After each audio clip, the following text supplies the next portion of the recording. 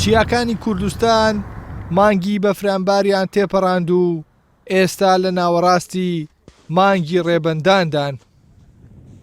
بەفر لووتکەی چیاکانی دەوروبەری سلێمانی سپی کردووە، بەڵام هێشتا بەفر و بارانی ئەم ساڵ تینوێتی زەوی نەشکاندووە و بیرەکانی پڕ نەکردوێتەوە لە ئاو.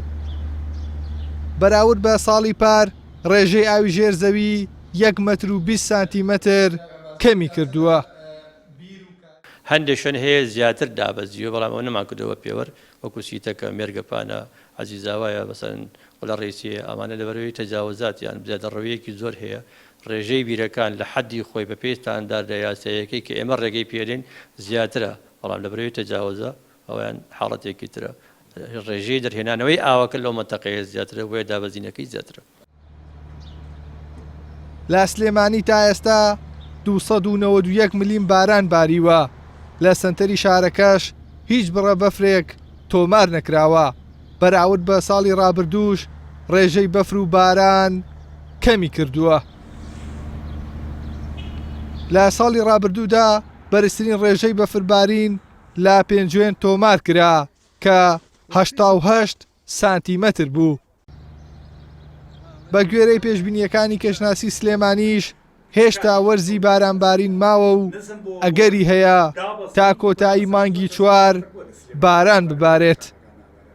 کۆی گشتی بەفربارین لە شارۆچکەی پێنجوین 83 سانتیم بەفرباریوە، لە 4 تا 43 سانتیم، لە تەوێڵە 80 سانتیم، بیارە 32 سانتیم، ناوچەی دۆڵی جافایەتی و یەخسەمەر 57 سانتیم و بەرزنجە 70 سانتیم، کە ئەمە ساڵی پار تا ڕادێک بەفربارینەکان لە هەرێمی کوردستانە زۆرتر بوو.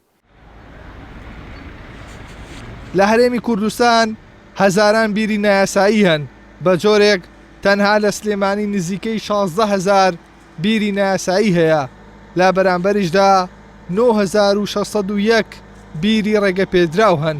بۆ ڕێگرتن لە خەیرانی ئاوی ژێرزەویش لە ساڵی 2018ەوە حکوومەت هەڵکەندنی بیری یاساییشی قەدەغە کردووە. پەیوەندیەکی ڕاستەوانە هەیە لە نێوان بەفر و بارانبارین و ئاوی ژێرزەویدا. هەتا بەفر و باران زیاتر ببارێ ئاوی ژێرزەویش زیاتر دەبێت. بەڵام ئەوەی ئەو پەیوەندیە ڕاستەوانەی تێکداوە هەڵکەندنی بیری نایاساییە لەلایەن هاوڵاتیانەوە.